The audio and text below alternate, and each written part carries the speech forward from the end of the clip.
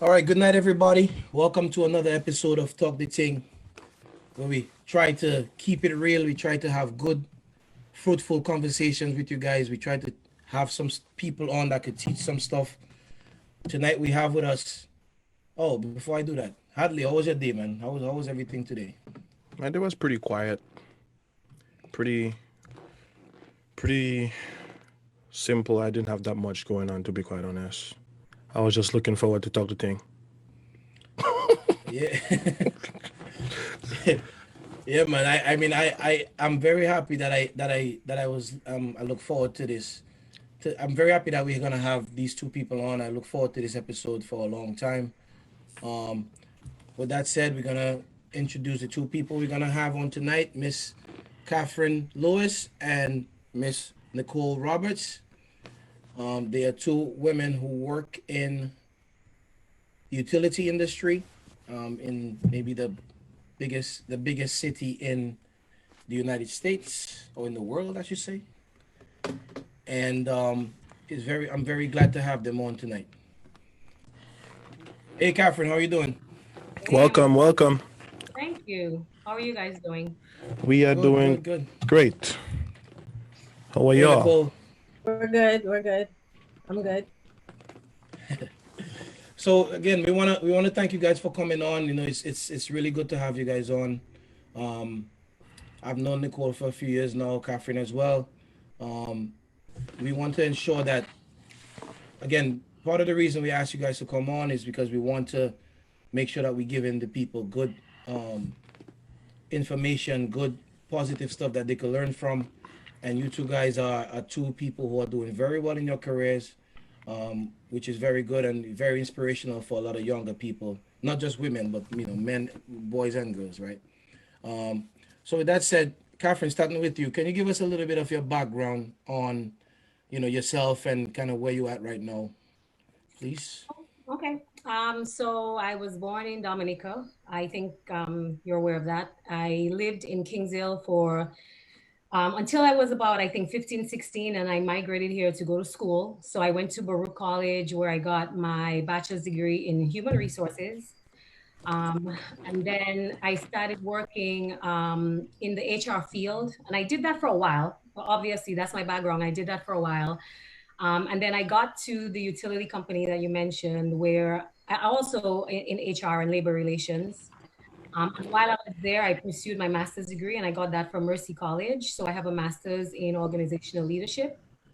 And then my career kind of just took a turn that I hadn't planned for. So obviously, I think my goal was to have stayed in the human resources, labor relations field, but then I ended up going into more of the operational end. So I spent about a year and a half in field operations as part of customer ops. And then I did, I think, another 4 years, 4.5 years in the call center as part of customer assistance, which is also under the customer ops umbrella. And then I moved over to, at the time, we were called Electric Ops, Electric Operations Emergency Management. And I was one of the department managers in that group until I got promoted to director in the group itself. And at some point, we rebranded and we're currently called Emergency Preparedness. So that's really it in a nutshell. So Nicole, what about you? So I am originally from Brooklyn, born in Brooklyn to parents from Trinidad. So both of my parents were born and raised in Trinidad. My mother's side of the family is Grenadian, migrated to Trinidad. So she grew up there. My father's side, Trinidadian, some Bajan. So I'm first generation.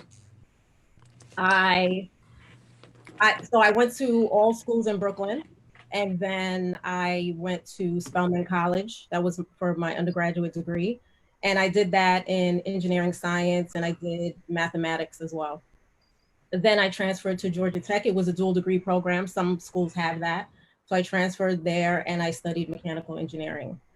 Wow. That was until I think I graduated in 99. It's been so long. It's like so after that, I worked for a utility company in Georgia and I was a field engineer. So really what that means is I worked with residential customers and commercial customers in a regional area. So if I was in North Georgia, then I handled a specific sector, and they would, they'd have borders and things like that.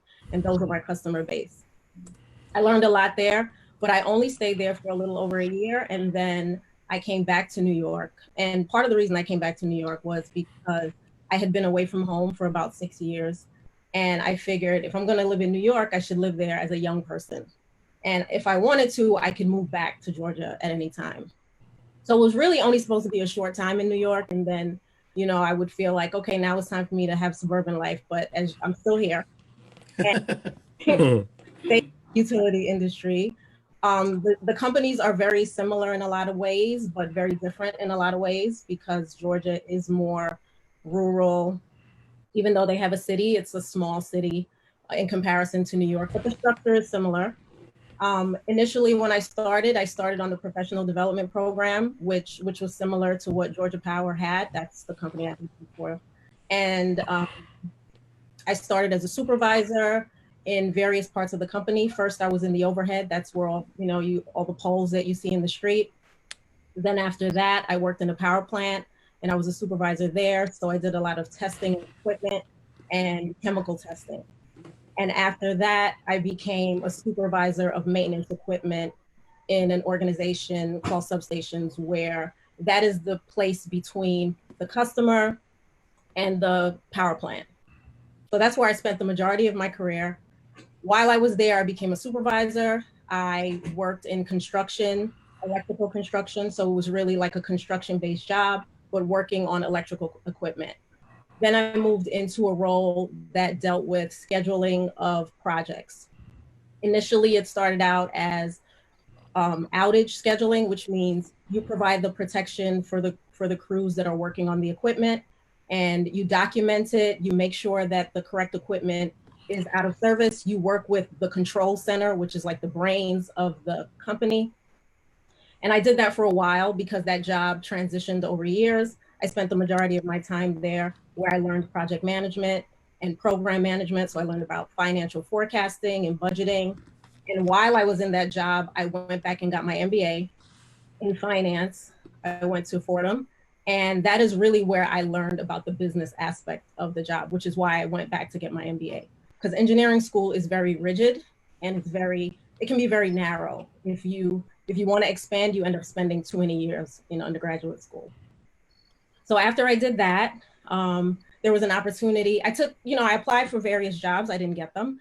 And then I took an opportunity to be the manager of a construction organization. So I had experience in construction, so it seemed like a good fit. I did that for a few years. And then the organization was reorging, and I had an opportunity to transition into a department manager, which is similar to what Catherine was describing. It's a level under the director. And now I am the ombudsman, which is very different from anything I've ever done before. I've worked in the field, so this is my first office job. Outside like me having a summer job as a kid as somebody's, administrator or filer. So in this job, I have to learn a lot of HR. So all the stuff that Catherine is an expert on, I have to learn it now. And I don't envy you, Catherine, because that stuff is hard. You're dealing with people. So you're not dealing with equipment anymore. You're dealing with people that are coming to you to tell you things that they want you to keep a secret, and for you to help them to navigate issues that they may be having, either with a coworker, with a rule, with a manager, a supervisor, or just, it could be a policy that they have a problem with, they don't agree with, or they just want to figure it out. So the role of the ombudsman is really a liaison between the corporation and the personnel. And the purpose of a role of the ombudsman is to help employees feel like they have a safe place to vent or deal with issues.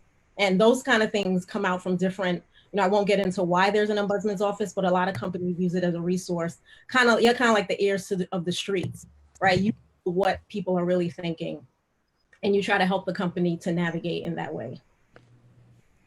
And that's my current job. I've only been doing it for a little under a year. So, and then, now I'm working from home, which I've never done either. Those are the new things for me. It's almost like we did a swap of careers, right? Right. Yes, HR and then the field, and you the field now, kind of like the HR now. But it's interesting. Okay. Before we move forward, something that we always do, we would like to thank our viewers for coming on. Please share the live and grab a drink with us. I'm having water. Yeah. Yeah, you lie, vodka. I'm having water. I have both. Water No, I'm lying. I might have something else. But so go ahead, Catherine. Dwayne. Let's move No, on. I was just gonna say you guys gave a lot of information there on your careers. Like Catherine, said, you guys kind of had like a swap of careers.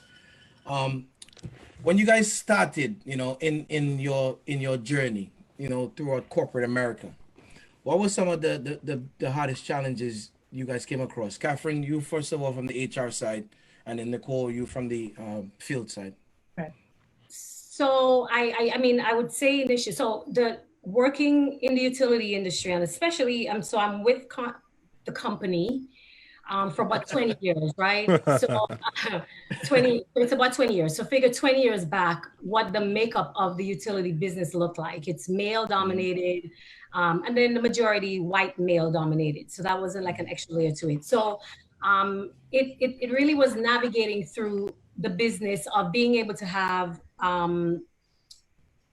strong conversations with men in leadership power, right? So I was an HR person and I started off as a specialist, which is a band 1, right? And I have to influence band 4s and VPs to take specific action on, discipline or various things that were happening in the company.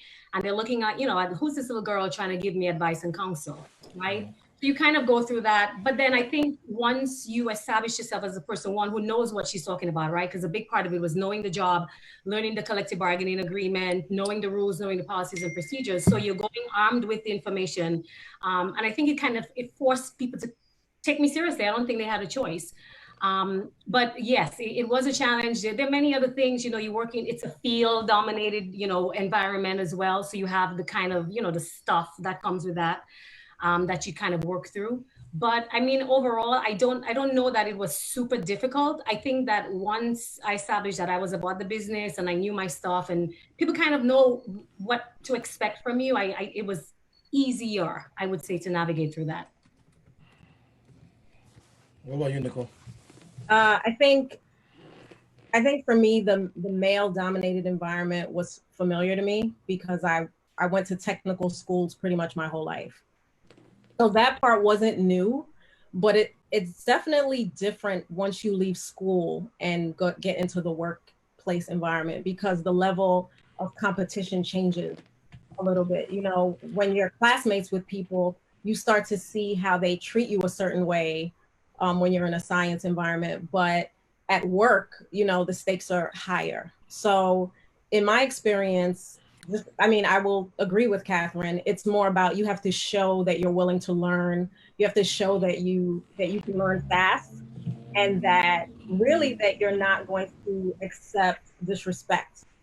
So you have to respectfully find ways to communicate with people who either don't agree with you, who believe that you're something that you're not, who don't think you're smart enough, who might think like, how did you get this job? Who might think you look young? They think you're young, you may not be young.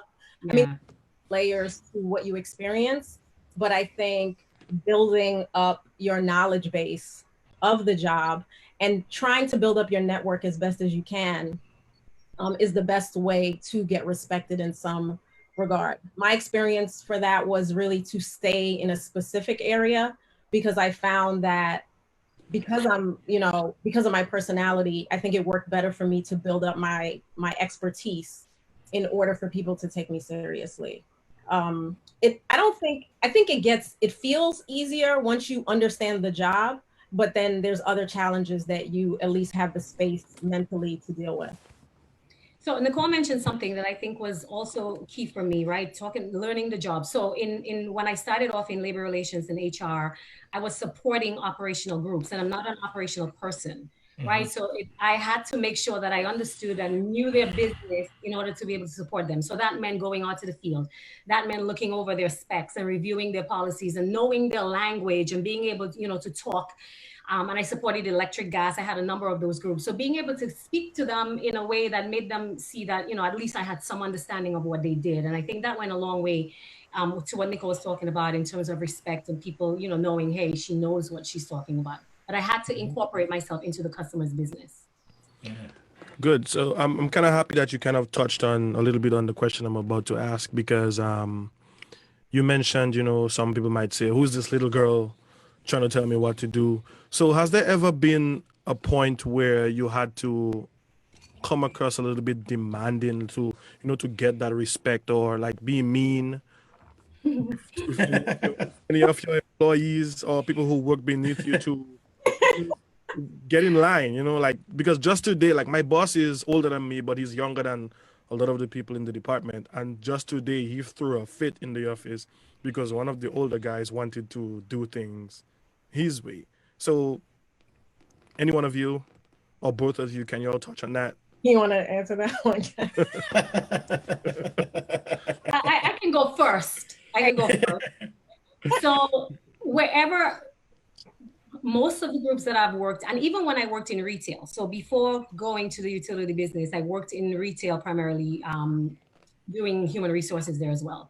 A lot of the people, I think, either assumed that I was younger or I was younger than they were. So, but especially in the utility world, my first section manager's job, which is the first band 3 job that I had in the field, primarily meter readers were my group, right? And then I had supervisors that more or less were part of my team, reported to me. And I think a lot of them assumed, especially the meter readers, that I was their age, right? So there were times I think people became overly friendly. I don't know that I can say that people were rude. I think that people probably were overly friendly or too casual because they're assuming that, you're coming from a younger space and they can deal with you in a certain way or have certain types of conversations. Right. But that had to be that was stopped pretty quickly after.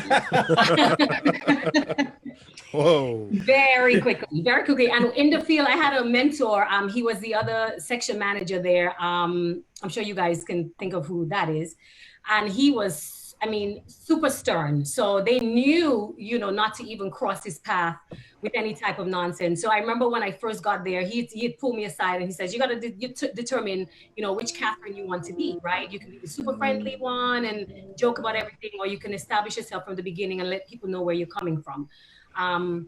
And I did the latter. And like I said, it wasn't really difficult. There are always people who will test you. And that has been in any position. Not willing to do something, the way that you directed, or just flat out refusing, or just challenging you because they can, right? And it's just a matter of knowing how to kind of rope that in and get it done. Sometimes though, right, you do have to admit that you take a step back. You're not, meaning as a director or manager, always right? So sometimes you have to kind of listen to the background, I will say, right? There's always a message in something that somebody's saying. And once you develop as a leader and stuff like that, you kind of have to decide, what can I take from the approach that they had with me? What's the hidden message, or what's the hidden ask?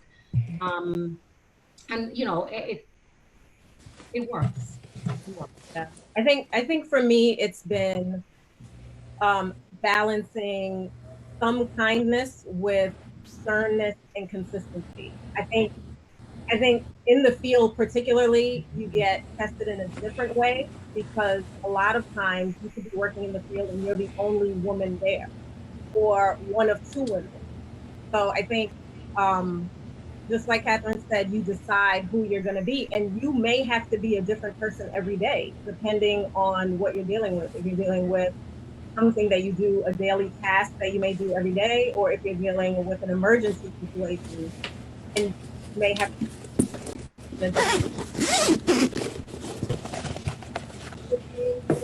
certain circumstances. But if they consistently being respectful and eager to learn, I don't comes your overshadowing quality. Because if you are in a male-dominated environment, you are going to be tested And sometimes it's easy for women to slip into male behaviors, which could also be a trap. So it's a challenge, but just learning how to balance who you're going to show up as every day. Okay, cool. Gotta be strong. Put your foot down. Like, right, Right away. you're wrong and stuff like that. Like, she's absolutely right about that. Okay, so in terms of you guys working in not just a male dominated industry, but a white male dominated industry as black women, Yeah. right? Was there any hesitancy in terms of, like Catherine said, when you had to influence decisions that are made by VPs or general managers, those type of people? How much hesitancy did you guys have in leaning in, right, to be assertive enough or be confident enough to make certain decisions and be confident in what you're doing? I know that's part of like learning your job and all that, but it's one thing to prepare for a presentation. It's another thing to actually present it. And so what was there any hesitancy with that, and how did you guys deal with that? Nicole, you go first. Yes, that's the short answer. Yes. I think when you go into an environment of any corporation as the minority, you're going to feel some level of insecurity, no matter how confident you may think you are, because people are going to challenge you in a way to test your level of security with the work and just as who you are. I think people are going to have stereotypes about you in their head. You can't do anything about that. You could, work tirelessly to overcome the stereotype, but at some point you have to make the decision of, are you going to be who you are and be grounded in who you are? Or are you going to always try to pander to what they want? And I think that kind of confidence comes over time. I don't think it comes right away. And for the people that come in right away with that level of confidence, it can be shattered very quickly in an environment of white men, because they have preconceived notions, about everyone. And they'll definitely have preconceived notions about people that they may not be familiar with or live close to or be friends with, and that will inform how they treat you. And that part isn't about whether they're good or bad people. It's just about what they're comfortable with and what they're familiar with. Right. I mean, I will agree. I don't think I have much more to add to that. I think the added piece, I guess, for me, not sure, Nicole, was also being from the Caribbean, right? Not American. So that's like an extra piece. It was always the questioning, how did you get up here and what did you do in school? Like almost double checking on my not my qualifications, but double checking on me, right? Like my background and that making sure that I had the extra. And then I kind of understood that and worked through that as I went on. And as Nicole said, the more you become confident in yourself and knowing the job and stuff like that, you kind of brush through some of that when it's thrown at you. But the Caribbean piece is really actually another part. Absolutely, it is. Of it. Yeah, you're definitely treated differently. Caribbean, and they notice it. And if you are American, there's a different way that you're approached. That's interesting. That's interesting because, I mean, I can kind of relate, right? I'm from the Caribbean myself and work in the field, but I'm not a white male, right? So, and I'm still young, and so still going in with some of those same, like Catherine said, having to kind of prove yourself every day, and how did you get the job? Who do you know? Because I guess traditionally that's kind of like what happened, right? It's a lot of nepotism and that kind of stuff. But I think Hadley has something that he wants to go into. Go ahead, Hadley. Okay, so the topic of today's show is women in leadership, and have you guys ever done any leadership assessment programs? And what are some of the results? What were your results like as leaders? And some of the traits that this system would pick up based on your answers. And can you, if you don't mind, share that with us? You want to go first, Nicole? I because I don't remember the letters, but I can. So I know we have, right? We do, there are a number of us. So as part of development in the company where we work, there's a program called Business Academy, I'll say, right? So they send individuals there that they believe have leadership capability and the ability to move up in the company. And while you're there, they do a number of assessments. And to be honest, like, I don't remember what they were. The key things I think that stood out to me in any of the assessments that I've ever done, and I've done a lot of them. One, that I'm an introvert. And I know that. I think people pick up on that very, very, very quickly. And it's not so much that I'm shy. I think the introvert part it's that there's a difference, but I am. I mean, tried and true. I think the whole company knows that. People, nobody was surprised when I had the eye. The other parts that I think usually come up for me strong on any type of evaluation is the emotional intelligence piece. And that's been across in any job that I've had, any assessment that I've had where that comes up as part of it. That has always been a strong part for me. And then I will say also learning agility, and I'm going kind of maybe off of our performance review, but they've come up in certain ways through assessments. So I remember those as being some of the key things for me. For me, so I am an introvert as well. I'm kind of a not extreme, but not moderate. So I'm in the middle. So which really means that I prefer an introverted life, but I can be extroverted if I need to at work. And that can be very exhausting, but you're going to be a leader, then you just have to kind of figure out how to navigate that. Some of the other assessments I've done are strength finders. I've done the same one that Catherine mentioned. And in those, it came up emotional intelligence. I can't say that it was high for me, not in the beginning. I think it was something that I learned over time. Also, analytical, that came up high when I did the assessments. Analytical, being able to relate to people, being a responsible individual. I mean, you learn a lot of words like that about yourself because it ends up being the questions that people ask on interviews and things like that. Like, what are your strengths? And what I also learned about some of my strengths is if I overuse them, they can become weaknesses. So that was something that I didn't know. I did assessments. So I mean, because I know you guys, I know a little bit more about you guys than you guys told us. But and I'm gonna ask a question that's gonna be a little bit I don't want to say out of the way, but I've always had this or heard, that women can't do both, right? They can't have kids or have a family and be a career person, or they can't, and I know both of you guys have kids. I mean, how has that been in terms of you guys kind of prioritizing what's important, right? I mean, determine whether, okay, should I stay a couple extra hours and get this done, or do I need to get to my kids, piano recital, whatever you guys kids do. Everything. How do you guys juggle that? And start with you, Catherine. So it really is a balance. So not only are we doing both, but I mean, I can speak for myself. I'm doing it as a single parent, right? But I was very, very fortunate to have a great support system. And I think that's the biggest thing. So very early on, I had my aunt who quit her job to actually take care of my son for me while I was starting off at Con Ed and making my way and do all these other things. So I could concentrate on that. And because I knew my son was safe with her. And then later on, I had my mom who lived with me to help with that. So I never had to worry about what my son was going through and should I pick and whatnot. I think they gave me the space to be able to handle my career, knowing that my son was safe.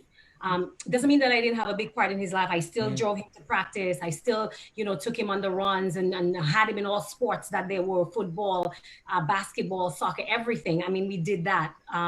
But I think when I was at work, I was able to excel there because I didn't have to worry about home. And that was really due in part to my family. And I've always been grateful for that. And I always tell people, if it wasn't for my family, like, honestly, I don't know how far I would have been in my career. So it all ties in together.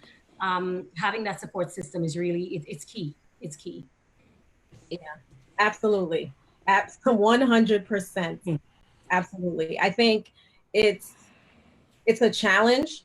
So no matter what anyone says, if they are doing it successfully, it is because they have a strong support system. Because sacrifices are made. You know, when you have to decide, or when you're told that you have to work 12 hours or 7 days straight or a whole month straight, and you're not really going to be home for the routine, if you don't have a family structure or some type of support system, it's not going to work. You're going to, some part of your life is going to suffer. Either your kid is going to have some type of neglect because you're not there, or your work is going to suffer because you're going to be always stressing, and jobs are stressful, and the expectation is that no one really cares what your family life is like. I mean, even if they understand the trials and tribulations of being a parent, and I am a single parent as well, I think it's just every day you're making a decision. Actually, every minute you're making a decision. And it does help for you to have that space when you have a support system that you know will be there. For me, it was my dad specifically until he passed away. And then just other people in my family, my mother, because you need somebody to be able to watch them, and you need to be able to feel comfortable that they're in a safe space while you're out there working, especially in the types of jobs that Catherine and I have that are very demanding. And, you know, some people may feel a certain way about us choosing career over family. It's not that. I mean, we want to do both, but we understand there's only 24 hours in a day, and we have to figure out how to manage that as best as we can and make sure our kids are getting what they need.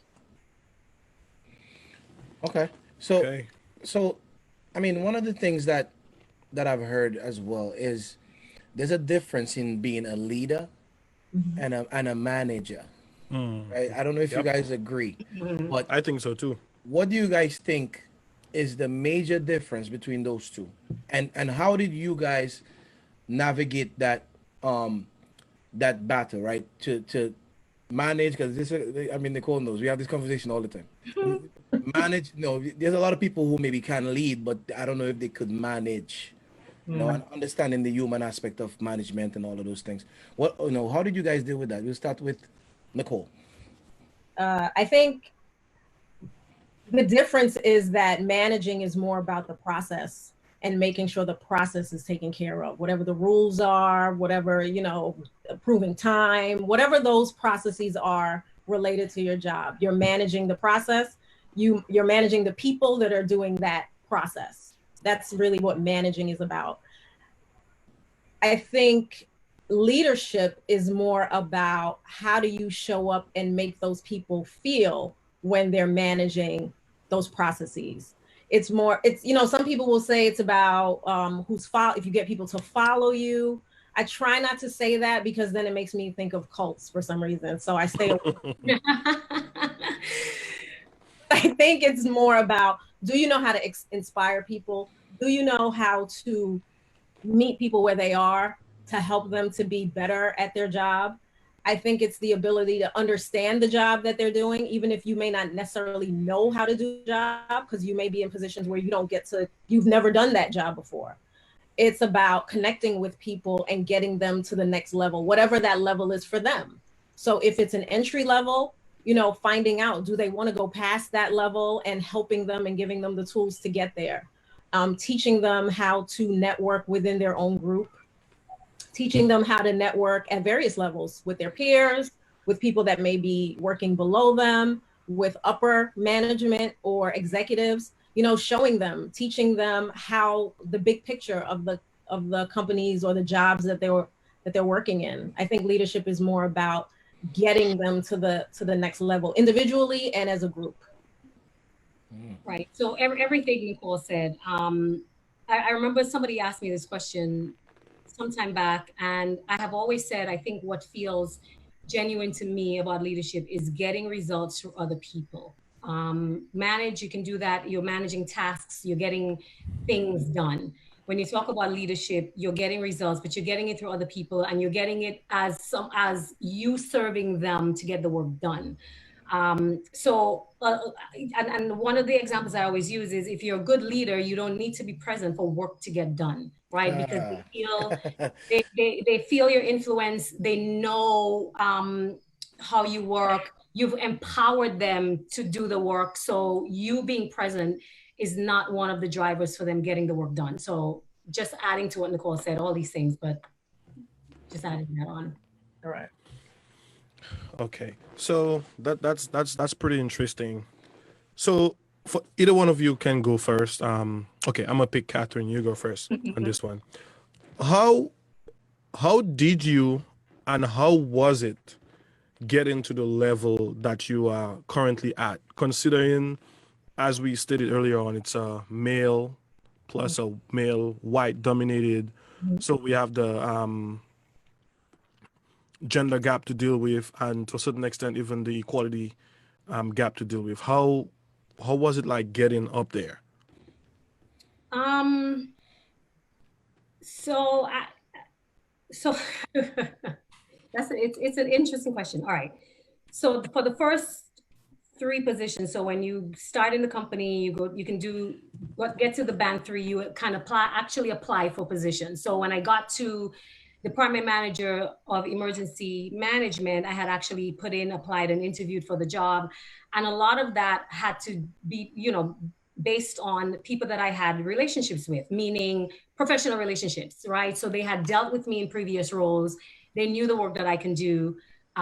So that was a big deal in me being able to prove myself on the interview and getting to that. So once you get to the band 3, you don't apply, right? They promote you into the role. So the level that both me and Nicole are in, they promote you there without an interview. However, there's a lot of work that comes with that, right? Somebody has to be in your corner. We call it a sponsor. So there has to be somebody in the executive role that feels that Catherine is a hard worker. She can get the job done. She will be successful in XYZ role. We trust that she can lead, and we see her going further in the company. But a lot of that is based upon the work that you do, right? Prior to being promoted and then while you're there. So I've always worked hard. I've never shied away from work. I don't mind getting my hands dirty. So in the field, when I worked in meter ops, I was in the field. I was walking with the guys. I did routes. I did all these other things. Through HR, I had great relationships with people that I supported, very respectful. So they knew me in that sense. And people talk about networking. That's a huge part of it, right? I don't like networking in the traditional sense because I'm an introvert, right? So my networking came in the form of during work, right? So if I'm working on a project that I'm working closely with a VP on a specific project, that's my networking, because they get the opportunity to see what I can do, to see what I can produce. So that's what it was. That's what it was for me. It's a competitive process. There are not a lot of Black people, men or women, at the band 4 level, right? When you do the numbers. So you have to work in a way that you will stand out. But it's hard work. It's the big piece of it is you working hard and being successful at the job that you've had in order for them to be able to see you doing anything bigger than that. Right. Nicole, you want to talk about that? How about you, Nicole? The journey feels long, especially when you're a Black person, not just, a woman or a man. The journey feels long because you're going to work hard.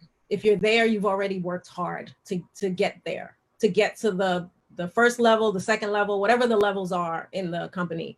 I think it's exactly what Catherine said. It's about people seeing your work, but it's also about people being able to relate to you in some way, whether it's the way you worked on a project with them, if you were collaborative, if you were the person that came up with ideas, if you were willing to give somebody else your ideas and, let that work in the project is successful. If you're willing to be present when other people don't want to be present, if you're willing to kind of share a little bit of yourself, which is sometimes hard, especially if you're an introvert, you may not want to talk about your personal life with people at work, but the people that are making the decisions need to feel like they know you in some way. So that too can also feel like a lot of extra work because it's emotional work. It's not just knowing the job. and the technical aspect. I think for me, it was people needing to know who I was, and then them giving me an opportunity to do something outside of what my normal job was to see how I would perform, for them to acknowledge that I could do something more.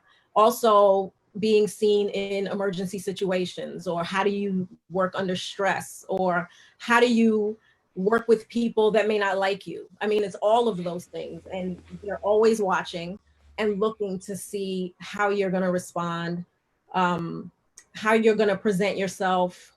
Are you going to be combative? Are you going to be, a collaborator? Are you going to be an adopter of ideas? Are you going to share? Or things like that. All of those things that we're not really thinking about, but 100% sponsorship and mentorship is by far the most important part of getting promoted in a company, because people need to be speaking on your behalf. And it's a lot of times it's the people that may have never worked for you or with you on anything. So they're really going off of things we don't like hearsay, unfortunately, but that is a part of the way humans operate. So that is also a part of your career. So you can be a top performer. You can always have the best performance reviews. You can always show up to work, never call out sick, anything like that. But if nobody knows who you are, or if nobody's willing to speak on your behalf for whatever reason, and people come up with millions of reasons, and you're not going to get the opportunities. And I think for us as Black people, I think we need to do a lot of work in connecting with each other and sharing that information with each other, because sometimes these are the things we do not learn in school. These are things that maybe our parents couldn't teach us because they didn't know.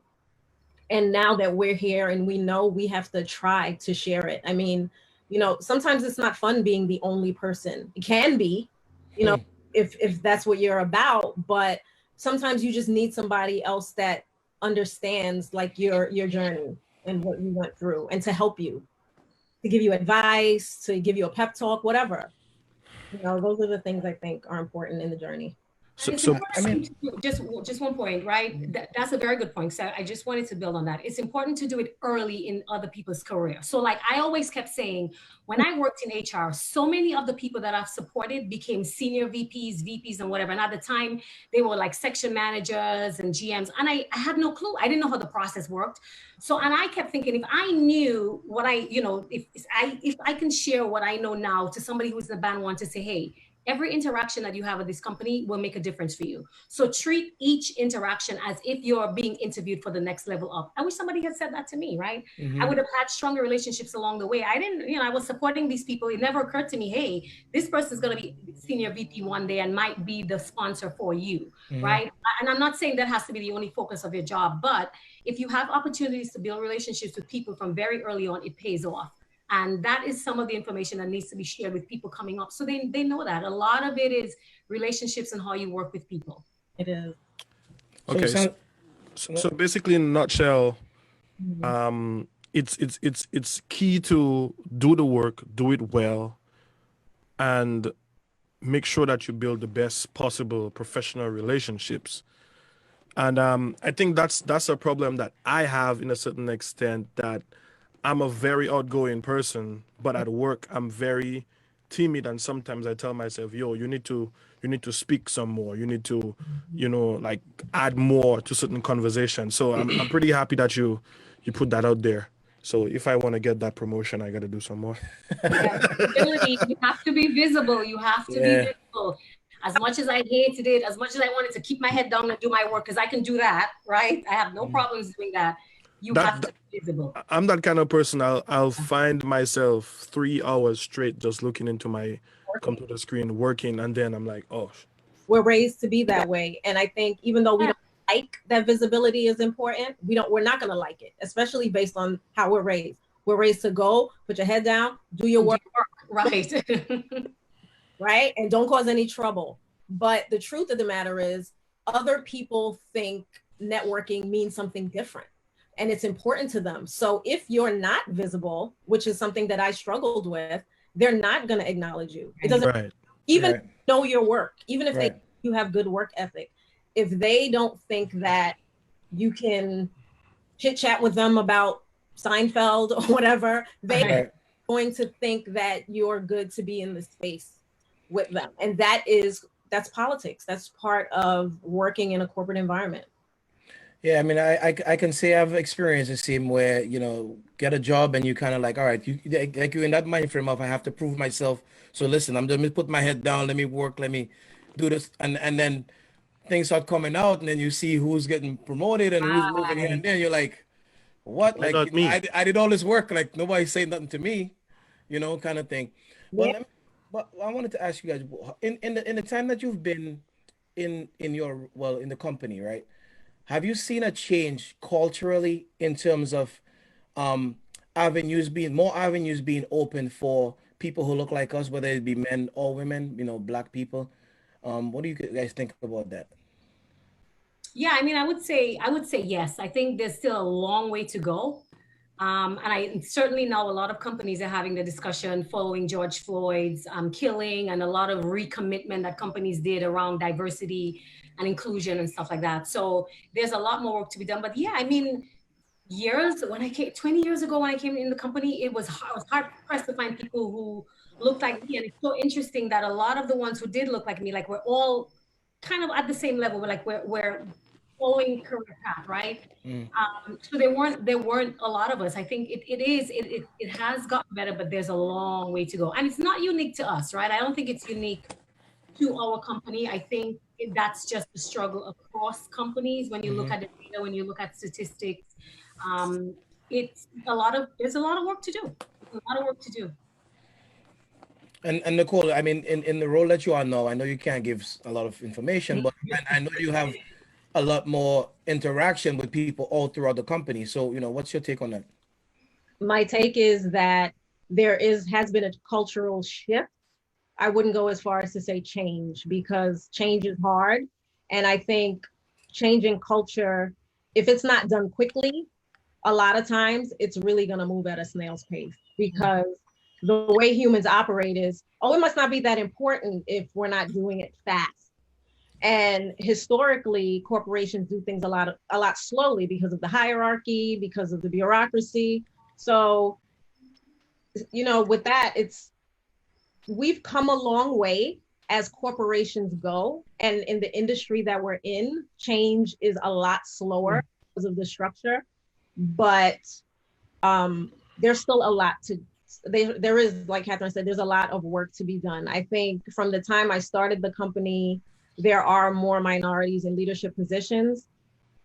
I think it goes in waves. I think you'll have some eras where you see minorities and then you'll go a while without seeing any, and then it'll come back up again. And I think we're in that time again. And I think it's about the generational differences that come in and go out, and they kind of hold the narrative as to what's important, what they're going to talk about openly. Being first generation, you're taught to, again, not talk much, just do your work. But now that we're part of a leadership role, we can't just do that. We have to do better for the generations that come after us. So I think it will still be slow to change. That is what I think. I think because it's very difficult to change the hearts and minds of people who are creatures of habit, and not just in the jobs they do, but in the way they interact with each other. I think technology forces us to change, but if technology wasn't present, there's a lot of things we would still be doing the same way Yeah. we were doing 20 years ago. So There's a question somebody has. Have you guys ever been scared of a job? Like if somebody when you were a band one and somebody said, you know, hey, I think one day you're gonna be a GM or whatever, and you're like, nah, Listen, never. I'm scared of my job right now. single one. Oh my goodness. No, you never get well, I'll speak for me. I have never gotten comfortable in a role where I think I know it all. I've not. I've not, because when you think you're over one challenge, it's another. It's another. This job by far, I think, is the most challenging that I've ever, ever, ever, ever, ever been in. Um, And it has really stretched me in ways that I would never imagine. I mean, one, from knowledge base, I'm in the field that where I didn't grow up in, right? So that's the extra. And then it's a lot. The frequency of work and the volume and the severity of the stuff going on. It's a lot. I don't know if it's called being afraid of being in a job, but I never got comfortable to the point where I delude myself to think, hey, I know it all, I've arrived, there's no more learning for me, or I shouldn't feel afraid anymore. Yeah, same. Every job you're like, you don't know what's going to happen. Right. And if people are working for you, you can never get comfortable because you don't know how they're going to show up. And if you're working in an environment that is dangerous, you can't ever get comfortable. Mm-hmm. And sometimes people are going to ask you questions and you're like, I was not prepared for that question. But so I think for every job, every level, there's going to be something new. You're going to be challenged either technically, emotionally, your leadership skills, interpersonally. You're going to have to navigate it in some way, but you'll never, I think if you're feeling comfortable in the job, then you're not growing, you're not learning. You've gotten to the point where you're ready to do something else. Right. Yep. Interesting. So we just celebrated the 100th anniversary of women being able to vote. Can you believe that's something that we have to celebrate? Mm-hmm. Not these women. We didn't, not for us. And what are some of the I don't know if you want to talk about it if it's happened to you, but what are y'all's takes on pay disparity with between men and women? And even if a woman is doing the exact same job that this dude is doing, she's making way less. Is it something that you've experienced, and or have you always felt that you've been compensated properly at any point?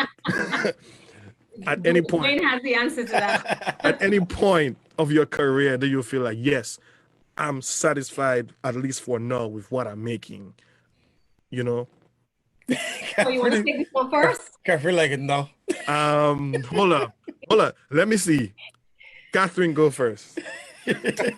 So I think statistics are clear, right? In a lot of industries, in a lot of jobs, women make less than men. I think we know that. At the company we work for too, it's also a little different because somebody like me who was not working in electric operations all the time may make less than somebody who's doing the same job with me right now, right? There are a lot of factors to that. Mm-hmm. I think what's important as a woman is knowing what you're worth, right? And if you're not feeling that you're there, having the guts to ask for it. And so that's just the way that I'll leave it. We don't have a lot of insight, or at least I don't have insight into what other people make, right? You can only guess. And like I said, we kind of know how things work, so you have a good sense of it, but it's really about you as the individual and knowing what you're worth. And I never feel like I get paid. I mean, I've worked, you know that. I've been working like steadily every weekend since whatever. When you calculate the hourly rate, trust me, no.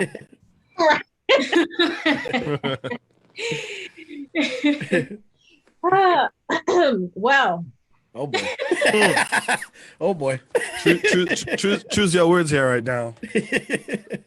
So again, yes, the data is correct. The data is correct across all industries. Mm-hmm. Difference in working in a technical environment, even if you're not working a technical job, is that you may get paid a little more than the average woman in another industry that's in your same demographic or something like that. So there is a level of comfort that you're doing better financially than maybe someone else in another field, but there is a huge pay disparity amongst minorities, particularly Black women. Hispanic women get paid less than Black women, but we're close into, I think it's probably like 50 cents on the dollar or something like that. 70, I can't remember what the statistic is, but it's, there's a pay gap there. And that hurts women overall. And it's because if women are the majority caregivers, if they have families they're taking care of or children they're taking care of, even if you're making a decent salary, it's still being stretched. I don't think industries are prepared to actually handle that aggressively because they've known this data for a very long time. And it's an incremental move up and up and up, but I don't know if it'll ever be on par. And I think that that's a question of gender and how the men in charge feel about women working. That's what I think. I think because they're deciding what the salaries are, I don't know how much we're going to be able to influence that. It's the same with voting that you brought up. Right. Women got the right to vote, white women, because men helped them and paid for them to vote. And I think the same goes for anything that they're in charge of. It's you have to partner with them and advocate and, you know, explain why women should be getting more money, why, you know, why it helps everyone and not just, you know, like they have to see it as a positive thing. And that's a struggle and it will continue. But yeah, there is a disparity. And I think the disparity continues no matter what industry. I think the gap is wider in non-technical fields. Yeah, and I think one of the things that causes that is because even up to today, there are a lot of people who still don't accept the fact that women can be the breadwinners of a family, especially a single mother. Yeah. You know, because that's a guy would come in and get the very same job as you and get more because to everybody else, he's the breadwinner of his family. And for the people who don't know, oh, she maybe has a husband who has a job somewhere else. And it's kind of sad, but we're kind of hoping that this will eventually change. So before we move on, I have to say this, right? So in my last job before I came to Con Ed, right, I worked for a woman, and after that job, I always said I never want to work for a woman again. Never. I always because to me it was just so difficult. Everything was like, and then I came to the company that I'm at now, and honestly, I mean one of the people that I've worked for, I'll say it is Nicole, and honestly, that completely changed my perspective on women in leadership, right? Because I saw a different side of a woman being a leader, right, and a manager and those kind of things. So I do want to give you credit for that, you know, helping me change that mindset, you know. But you know, there's always a discussion in gender diversity and you know whether or not you know people feel like we've broken that glass ceiling or you know whatever it is. Do you guys feel like you've broken that glass ceiling so far, or you feel like you're right under the glass? Under it, right? Under. I think collectively there's work that was done. Like I remember I was reading something about 2019. I believe there was a significant jump in women being promoted to CEOs and leaders in company and stuff like that. But the statistics still show, right? I think it was something about there 30 something percent women now in leadership, right? But the majority of those are white women and only 4% Black. So there's progress, but we're not there yet. I think a lot of the stuff is systemic, right? So you're shattering that and tearing, you know, long traditions and system, you know, things that are implanted into the company that you're working through and trying to break. So it's a long word, but in 2019 there was a lot of across, not necessarily the company, but across the board, a lot of good work that was put into that. And like I said, I imagine this year, right into next year, we'll probably see more of that, especially along the realm of minorities being part of, you know, those promotions and doing better. So there's hope, but we have not shattered the glass. No. So you guys right there, right? Yes. No, if we're that close, I'm not sure. So hold on. I want to hear what Nicole has to say on that. Oh, go ahead, Nicole. Sorry. Well, Catherine's right, and they put out the 2020 report, so they'll see that some things have changed. I think And some things have remained the same. yeah, I think it's still going to be a struggle. I also think the difference between Black women in leadership and Black men in leadership is that Black men have some level of comfort because they're male, so they can build male relationships in corporations. But the outlier is that they're Black or a minority, and there's some barriers to that. But they have a little bit of a leg up depending on how they show up to work that we still don't have because we're dealing with gender discrimination. So, story time. I took a haircut this afternoon, and my barber is female. And we ended up having, talk about politics. And I asked her, she asked me, who am I voting? I'm like, I can't vote. I'm like, who are you voting? She told me who she's voting. And then I was like, who did you vote last election? And then she told me she voted for Donald Trump. And then I proceeded to ask her why. And then her response was, I was expecting her to say, oh, I didn't like Hillary. That would be fine with me. But she said that she doesn't think that a woman should be president or we're ready for a woman president. And that thing that we have where a lot of times we just say that men don't want women to be great. But there's a lot of women, and I just saw somebody on the live saying that women are generally not good bosses. So sometimes I feel like with the men pushing down on you, I also get that a lot. Like a lot of women don't think that they are either ready to be in certain roles or they should ever be in certain roles. And I was kind of disappointed when I heard her say that. So anything you want to say on that? Well, I'll say that is part of how we're socialized. We're socialized to believe that women shouldn't be leaders. We're socialized to believe that the only thing we should be doing is domestic type of work because keepers of the family. I think sometimes people forget that even as the keepers of the family, women have been managing families. Oh yeah. The skills that you use to manage your family are the same skills that you'll be using to manage your job. I also think that what you are your children. You might have that feeling. So it's management skills, it's leadership skills. You're paying bills, you're organizing meals, you're doing, those are organizational skills, they're transferable. I think that I am not surprised when I hear women say that. A lot of women fought against equal rights for women in this country and in other countries.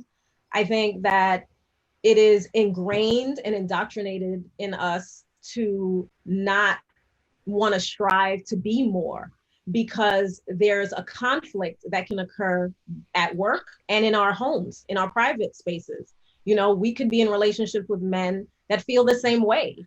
And, that could deter us from wanting to be more. I think to the comment that the woman made about not wanting to work for women, I understand that. And I think that is because when women go into the workplace, we're shown that in order for us to be effective, we have to emulate men.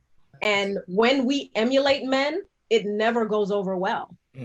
So it is very stressful for us to try to navigate how to be an effective leader, especially in male-dominated spaces and even in dominated spaces. I mean, you see women getting in trouble now for behaving in traditionally male type of ways. And that is, I think, the issue, because if I have women working for me and they see me trying to be overly aggressive or overly assertive or however it is they picture men to behave, it's going to feel strange to them. Like, why is this woman acting this way? Why is she treating me the same way? And they may accept that behavior from a male because we've been socialized to accept that behavior from men and not from women. So for women, it is a lot harder to be in leadership, and we don't always get it right. But I do think that women collectively are better at empathy overall in general. So even if it's tough, we still do a little bit better at being having care for people and making sure they're okay. And that all of that is part of leadership, in my opinion. I mean, I was listening to a podcast a couple of days ago, and the podcast theme was around how management or companies now are changing more towards the human aspect of leadership, right? And not just, hey, I'm the boss, do as I say, or, hey, my kid is sick and I have to leave or whatever, I don't care, kind of attitude. I think it's changing, right? I think it's changing. And part of the reason for that is maybe because the minority, discussion and all of these things that are happening now. But I do agree with you, Nicole, that women have more of that empathetic way of thinking, and in my experience at least, whenever I work for women who, in my opinion, are good managers, they always have that way of understanding. Well, listen, you have a family, and some things are going to happen. Now, don't get me wrong, I feel like the big part of management or leadership is people knowing that, listen, there's going to be a point where the person's going to say no, right? And you have to understand that. It's not every time you're going to get a yes. But, I think, and I don't disagree. Let me say, matter of fact, I don't agree with the statement that women are bad bosses or whatever, because I've seen in the company that I am right now, I've had enough interactions with a lot of women in leadership roles, whether they're white, black, in whatever it is, and they're good at their jobs, right? And people respect them, and is a lot of the mindset of, well, hey, she did something to get there. That doesn't really happen, right? Like Catherine said, I think a lot of people know how to kind of put their foot down, right, and separate certain things and not allow certain situations to get to a certain place. So, so that's very good. And to be quite honest, man, I commend you guys for being in the job that you are. But where do you guys see yourself? Right? I hope you guys don't have a limit, right, on what you think you can accomplish. Because the other day I was thinking, I say, how interesting would it be to have the company to have a black woman as a CEO? Like, I was thinking about it. Well, let me comment on one thing that you said, and then I'll tell you. So you mentioned that a lot of companies now are realizing that it takes more than technical skills, something to that effect, right? Yes, because they recognize that people learn better in environments that are non-toxic, right? So it's not just about knowing the job and being nasty to people or creating a toxic work environment. And for us, I mean, the company took a pretty serious stance against that and had literature and this whole program around the toxic environment. So companies are realizing that you get more productivity when people want to come to work, or they're comfortable to come to work, where you're creating that space. So yeah, it's a good thing, right? And whether you're male or female, I think it's upon you as a leader to create that environment for employees that work with you as part of your team. Now, as far as where I see myself, you're saying? Yeah. I mean, obviously the goal is to move up and do something more. I definitely want to do something different from what I'm doing now. I mean, it's been an interesting journey this past couple years. I've done a lot of stuff. So in my role, we do, whenever there's a storm, we're part of it, right? So you guys have seen the frequency of storms and a lot of things that are happening. So this has been a very busy job. I'm ready to try my hand at something different. So I'll say that. Obviously, you always keep working towards, the next thing. You do. I think that's part of being, if you're career driven and you want to do better and it's continuous improvement, you have the desire to do something more. But I think in the space that I'm at right now, it's just a matter of looking forward to doing something different from what I've been doing. I think comfortably, I can say there were a lot of improvements made in the process while I have, this position, right? So it's not, I'm leaving. I feel at this point that I can leave the job comfortable knowing that I've made enhancements to it. So I'm at that point where, yes, I can do something different if the opportunity comes. Okay. What about you, Nicole? I think I got a lot of different things that I want to do. I think that there aren't enough leadership books by Black women. I think that that's important. So that's something that I would want to collaborate with some friends on. Look at that idea being born on Talk the Thing. Oh boy. Yeah, you heard it here first, guys. All right. I think that doing things like this, like, doing the webinar podcasting thing, I think that's very important. I think we need a voice as far as where my career is going to take me. So even though I've been at the company for a long time, I've had the mindset that I could leave at any time. Because we have skills that can be used in other places. So I leave myself open to opportunities. I have to assess that against, what's happening in my real life. So I'm not delusioned about what my next will be. I think that I would be happy to be promoted if I felt that it would help me to be better as a leader, that it will enhance my skills, if I can add some value, but also that value be reciprocated. So I don't know specifically what the next part of my journey will be. I'm still new in the job I'm sure this will be a challenging job for me. Like I said, since it's my office job. Mm-hmm. So that comes with me having to learn how to communicate in a different way that I didn't have to communicate in that way before in my old jobs. So we'll see. We'll see what happens. You never know. You never know. Not going into politics though. You never know. You just say you never know. Yeah, but that part, I'll see right through me. But one thing though, just to close it off. So I have this little, I don't want to call it a riddle. It's a question. Okay. I'm gonna ask Wait, you. hold on. Before you close it off. Go ahead. Before you close it up with this one, I have one more question. Is there any female leader, whether it be politics, business, education, healthcare, that you look up to, and why? Nicole, let's go with you. Be careful, Make sure you guys don't miss out a name because you might lose a friend. No, I don't. For me, there are a lot. I think if it's a person that I know, I will say that it's a woman that I've worked with. I would say that she always gave me real talk. So I will say that. I can't name her, but she always gave me real talk. And besides my mother, I look up to my mother because she's been through adversity in her life, which of course you don't know when you're young. You find out sometimes when you're older. And, I have my own thoughts about, my mother. You get to that age where you think you know everything and, all of that. But definitely, I think she showed me leadership skills that I was not aware of until I got to certain places in my career. I would also say, and with that comes, learning how to take feedback from people that you may not necessarily agree with. So that's why. And there are a lot of authors out there that I admire, and, I read their books. Toni Morrison, Angela Davis. I love Toni Morrison books. There's so many I can name. I don't want to name a bunch and leave people out, like you said, but I look for mentors in every aspect of my life, whether it's a family member, whether it's a friend. It's important to me to build friendships that are close, valuable, grounded. I need people in my life that are going to tell me the truth. So I think all of those people I look up to, and the reasons are that when you go through adversity, you may need to look to those people to help you.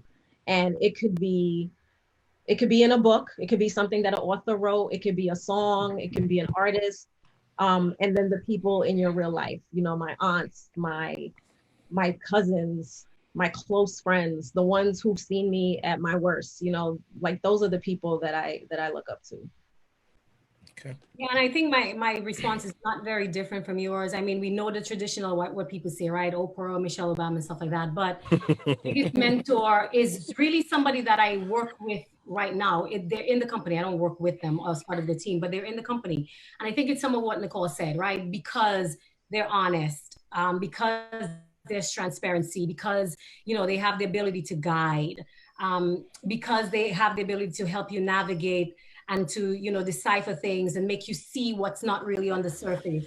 And then they have guts, and and it's that these are the types of things that to me had me gravitate towards people as being a great leader. And like Nicole said, it comes in all forms, right?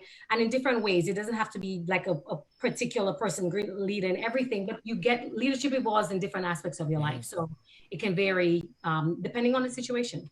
Yeah.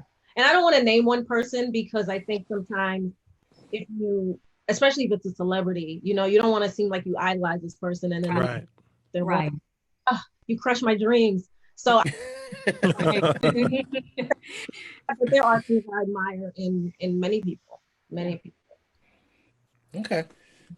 So with that said, I mean, we really appreciate you guys coming on. It was very good to hear from you from you two individuals, successful individual, about your career, some of the challenges that you faced, not just as women, but as Black women. I want to point that out. You know, you know, and I hope the people watching tonight definitely learn something. With that said, this is the final episode of the season. We wanted to make sure that we left it on a real positive note, and we're talking about some stuff that could help people. But I want to ask this question. Mm-hmm. So a man and his son are in a terrible accident and are rushed to the hospital in critical care. The doctor looks at the boy and says, I can't operate on this boy. He's my son. How could this be? Now, before you guys answer, I want to see if anybody in the chat has an answer for that. Yeah, let's see what the chat says. Let's see. You guys have an answer for that? Mommy, it's not a riddle, just a question. Is that a riddle? I don't know. Everybody says a riddle. Anybody? You want to read it again? All right, let me just go through it one more time. A man and his son are in a terrible accident and are rushed to the hospital in critical care. The doctor looks at the boy and says, I can't operate on this boy. He is my son. How could this be? Let's see what anybody has to say. Catherine and Nicole, you guys rock. Great job. Great. Nobody's answering my question. I know, right? Let's put the question in the chat so they could read it there. Oh, somebody got it. There you go. She's the mom. Nice. Yes, and I originally planned on starting the interview like that, but I decided to end it like that because I feel like we a lot of times have this mindset that we cannot do, but all we need sometimes is a little inspiration, a little story of somebody who maybe went through something that we're going through. And it's good, like I said, to have you guys come on and talk about some of the challenges that you've experienced, especially in a male-dominated industry, and not just a male-dominated industry, a white male-dominated industry, right? So that's really good, and thank you for everybody for tuning in. We really appreciate you guys, watching us throughout the season, and we will be back sometime in the middle of October. Like we said, we are going to, if you guys have anybody that you guys think will be good, that you guys want to come on the show, because we're not doing the show just for us, we're doing it for you guys to learn, for anybody who wants to learn anything and be inspired or anything like that. If there's anybody that you guys feel like would be good, let us know. Send us a message, direct message us on Instagram, Facebook, YouTube. We're gonna have all the episodes on YouTube, and Hadley just gonna go through the guests we had and give them a shout out, and then we're gonna close up. So yes, this has been a journey from myself and my co-host Dwayne. Cheers. And we've been talking about this for 2 years, and we are very happy that we were able to pull it off for season 1. And we've had some very interesting guests, and I'm just gonna go down through the list. We had a first episode which was just myself and Dwayne, where we pretty much introduced Talk the Ting and what we wanted to do. But then we had our first guest, and I tend to refer to him as the guinea pig of Talk the Ting, which is my boy Shelly. He knew that we were working on the show, and we asked him to be our test guest, basically, because he knew what we were trying to do. He knew where we were trying to go, and it was a great first show. And I think that first interview pretty much let us know that, hey, this is something great. And we would like to thank Shelly. We had episode 2 with Liam L9 Sebastian, where we spoke about cricket, his job, you know, in management and also entertainment. Then we had the world famous Felix Augustine Jr. from GIS fame to BET fame. And MTV fame. MTV fame. And then we had the Queen of Bouillon following up, who is basically keeping us entertained every Sunday, and we keep coming back for more, and she keeps surprising us every Sunday. The Queen of Bouillon herself, Colleen XP. Then we had the Princess of Song from Dominica, Michael Henderson. Shout out to Michael Henderson. And then we went into something more subtle but very needed conversation with Miss Fiona Francis, and we had a psychology session which was off the chain. Maybe to me one of the best episodes. It was. A lot of people are saying that. And then we laughed a little bit the next season when we had Jamal Burnett Jingle Jam, My Buttercup, you know. And then we spoke to a young filmmaker in the name of Michael Lees from Dominica, and I hope you guys, if you haven't checked his movie out, check it out. What's the name of the show again? The name of the movie, oh man, Uncivilized. Check out Uncivilized. You could find the link on our Facebook page, so go check it out. Great movie. And then we had Dr. Roya Tavernier, another great psychology session with Dr. Tavernier. And then we actually spoke to a doctor back home who is day by day living the struggles of being a part of the medical fraternity in Dominica, Dr. Gilda Rene. And then we did our longest interview with Mr. Cornell Fingers Phillip. And I think we knew it was going to go that long because we knew that we didn't want to just stop at the WCK talk. We wanted to basically talk about Cornell's entire career. And we got that, and I think that was one of the best interviews that he has had because he spoke way more than just WCK. And we got that. You saw that interview right here on Talk the Ting. And then we went on to have a talk with a very dynamic Dominican female up here in the United States who is a media personality, career-oriented, driven female in the name of Miss Chardell Moore. And then we broke it down and we went back and we dealt with healthcare and fitness for both males and females, and how do you take care of your body? How do you deal with water? Yeah, we have water. Hilroy and Kat. Yeah. You know, so we had Hilroy Alfred and Katrin Henderson, which are two professional fitness personalities, Dominican born, but one living in the US, and Anguilla. That was a great show. And we are having our final episode with two powerful Caribbean women, one being Dominican as well, other coming from the land of soca. I'll call you out on not having the Trini flag in the back though. And that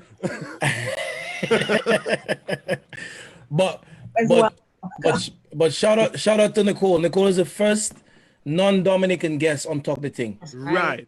And that's one of the things that we actually want to do in the upcoming season 2 is, as much as we want to expose our locals, we are the Caribbean, we are one, and we intend on, catching a flight on Liat and dropping to Trinidad or dropping to Barbados and getting some of our well-known Caribbean persons on Talk the Ting. So you could look forward to that. And we just want to thank every single one of you viewers who came every Wednesday.